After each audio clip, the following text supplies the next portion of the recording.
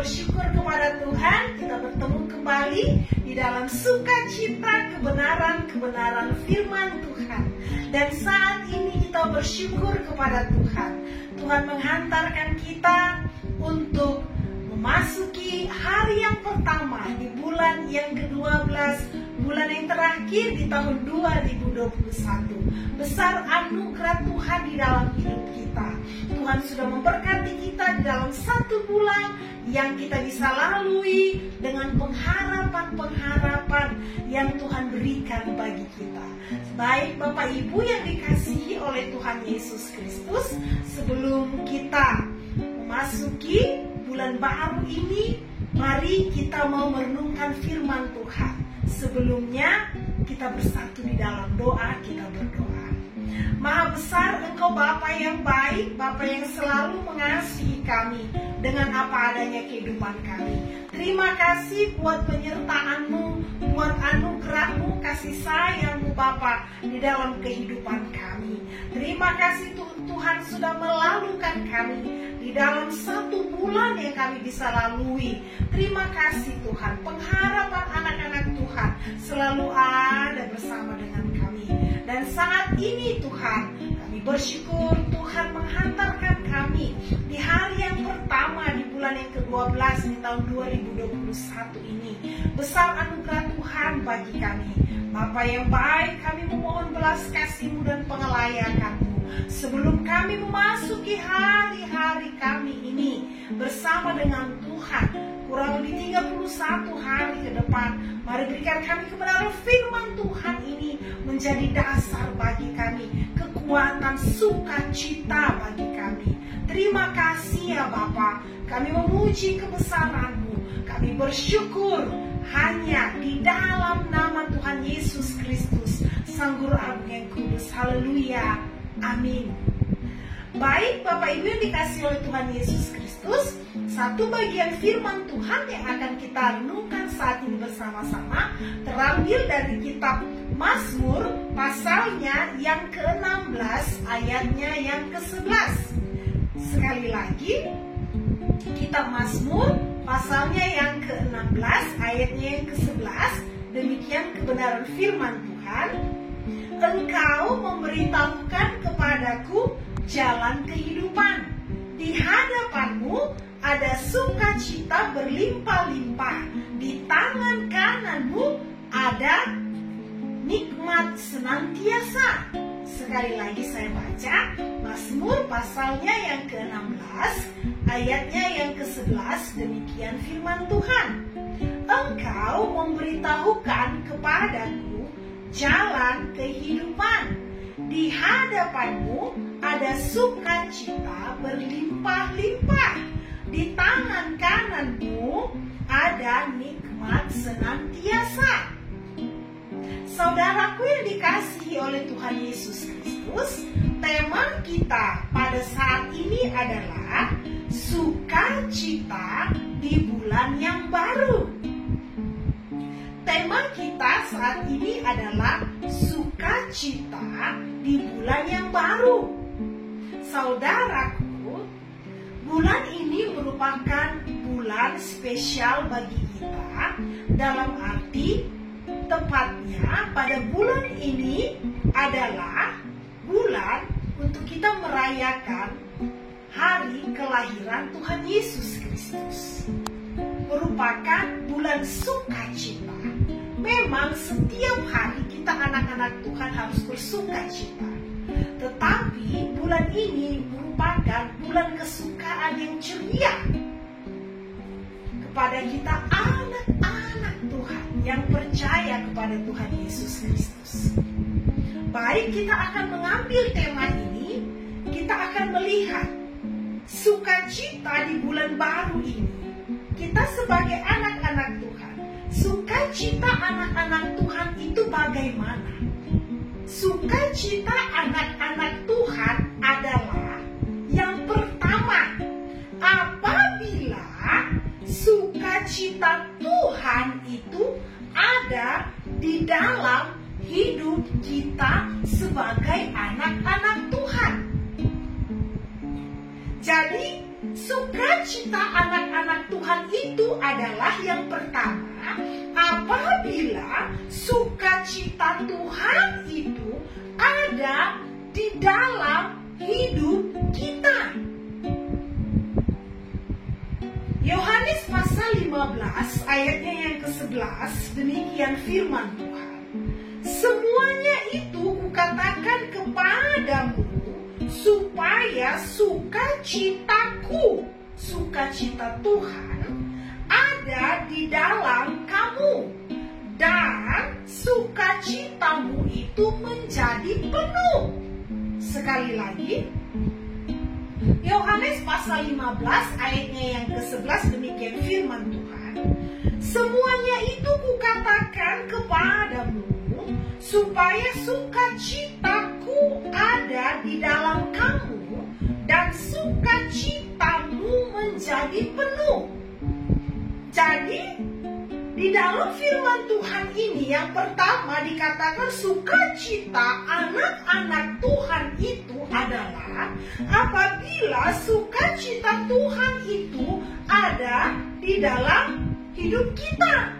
Sukacita Tuhan yang Tuhan berikan itu tinggal berdiam di dalam hidup kita. Itulah alasan anak-anak Tuhan bersukacita. Jadi yang menjadi dasar dia bersukacita itu adalah Tuhan Yesus Kristus itu sendiri, saudara. Saya dengan kita semua, ya, kita anak-anak Tuhan disebut bersukacita apabila sukacita Tuhan itu tinggal di dalam diri kita, berdiam di dalam diri kita. Sukacita Tuhan itu menguasai seluruh aspek kehidupan kita, sehingga sukacita Tuhan itulah yang terpancar dari diri kita. Dan ketika orang melihat kita bersukacita, maka mereka melihat adanya sukacita surgawi melalui kesaksian hidup kita yang bersukacita. Haleluya. Itu yang pertama. Nah, yang kedua dikatakan sukacita anak-anak Tuhan itu adalah yang kedua, apabila kedapatan hidup kita sebagai anak-anak Tuhan selalu berkenan di hadapan Tuhan.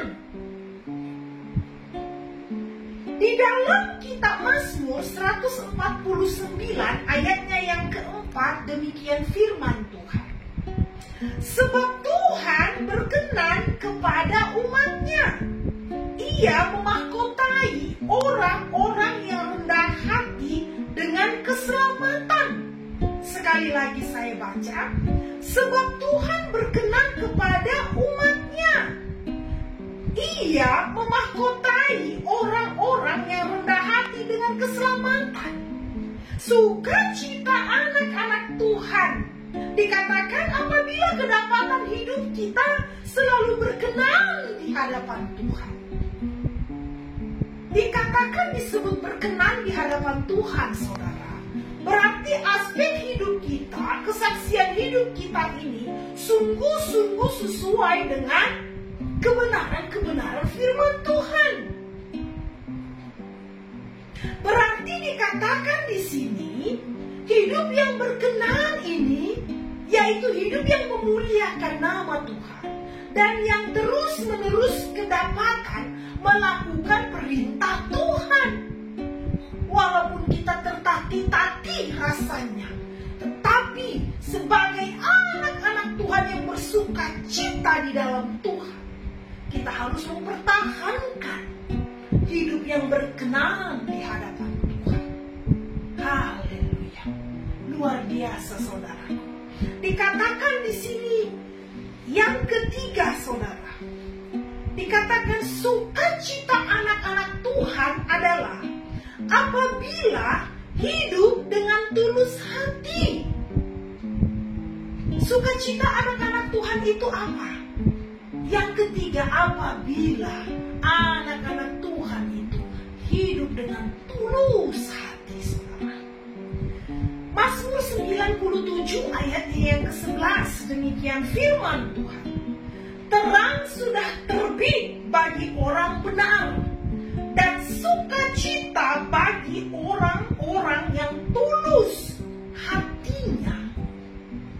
lagi, Mazmur pasal 97 ayat yang ke-11. Demikian firman Tuhan. Terang sudah terbit bagi orang benar, dan sukacita bagi orang-orang yang tulus hatinya.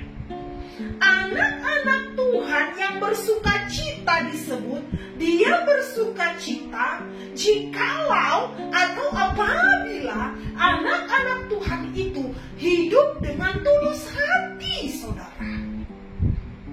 Orang yang tulus hati berbahagialah dia, karena dia akan melihat kemuliaan Tuhan. Dia akan merasakan sukacita surgawi, saudara.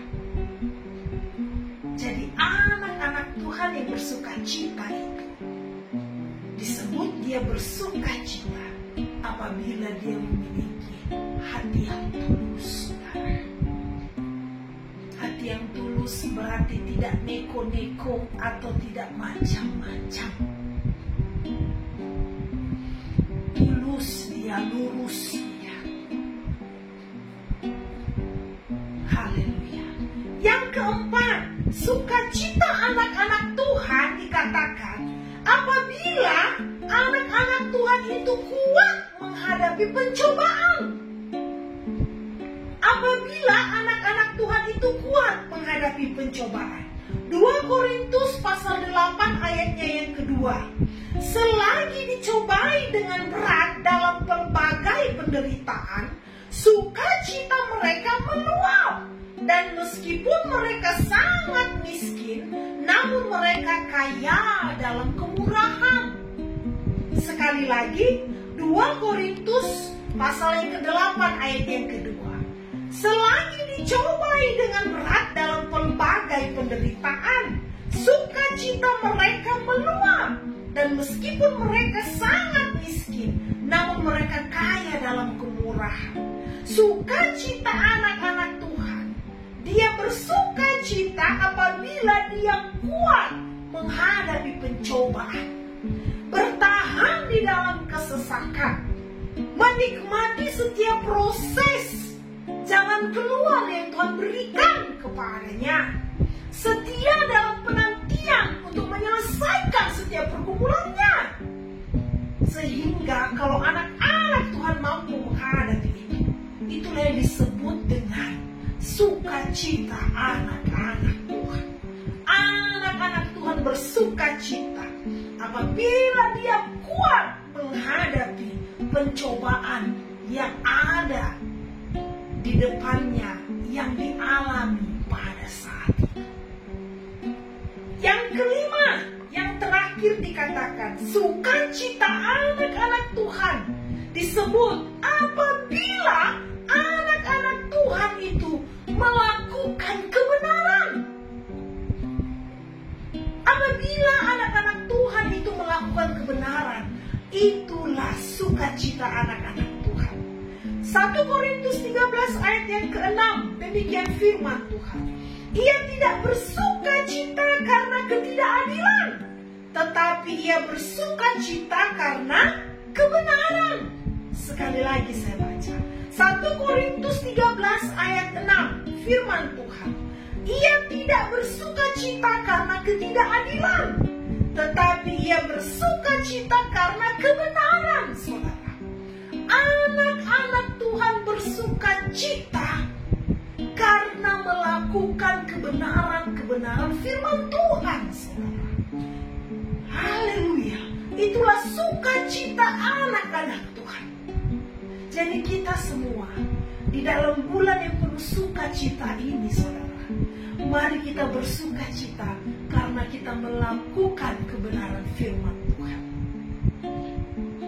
Jadi yang pertama disebut sukacita anak-anak Tuhan di sini adalah anak-anak Tuhan bersukacita. Yang pertama, apabila sukacita Tuhan itu ada di dalam hidup anak-anak Tuhan itu tersebut. Yang kedua, anak-anak Tuhan disebut bersukacita apabila hidup anak-anak Tuhan itu selalu berkenan di hadapannya. Yang ketiga, anak-anak Tuhan disebut bersukacita apabila apabila hidup dengan tulus hati. Yang keempat, anak-anak Tuhan disebut bersukacita apabila kuat di dalam menghadapi pencobaan. Dan yang kelima, disebut anak-anak Tuhan bersukacita apabila anak-anak Tuhan itu melakukan kebenaran-kebenaran firman Tuhan. Tetaplah lakukan kebenaran firman Tuhan. Tetaplah menjadi berkat. Berbagilah sukacita dengan sesama kita. Tuhan Yesus memberkati. Amin. Bapa dalam surga, kami memuji kebesaran-Mu, kami bersyukur, berterima kasih. Kebenaran firman-Mu ini menjadi kekuatan dasar bagi kami. Untuk kami diteguhkan lagi iman kami. Kami terus menunjukkan sukacita surgawi lewat kesaksian-kesaksian hidup kami bagi sesama kami. Bapa, kuatkan iman kami, teguhkan kami. Walaupun kami tahu pandemi masih ada, tetapi iman kami dengan sukacita surgawi itu memberikan penghiburan di dalam hidup kami, menjadi kekuatan bagi kami. Bapa, terima kasih. Berkati kami Tuhan sepanjang sebulan berjalan ini nanti ke depan. 31 hari yang akan kami lewati bersama-sama. Kami sangat yakin dan percaya perkenanan Tuhan itu ada bagi kami. Dan hidup kami berkenan kepada-Mu. Terima kasih Bapakku yang baik. Terpuji-puji termulia nama-Mu kekal selama-lamanya. Hanya di dalam nama Tuhan Yesus Kristus, Sang Guru Agung yang kudus, kami sudah berdoa, bersyukur, memuji menyembah-Mu ya Bapa, di dalam roh dan kebenaran. Haleluya, haleluya. Amin.